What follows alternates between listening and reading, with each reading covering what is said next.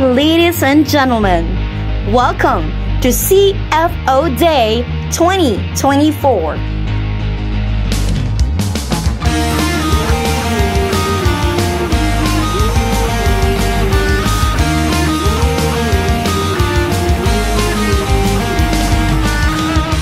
Kapatid, nalalaman mo ba?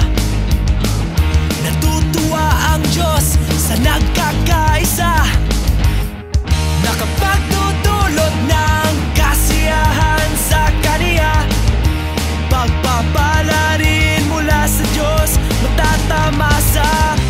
Yung alaala na maiiwan ng pagtitipong ito, sana mag-iwan mo ng iba yung pagmamahalan bilang magkakapatid.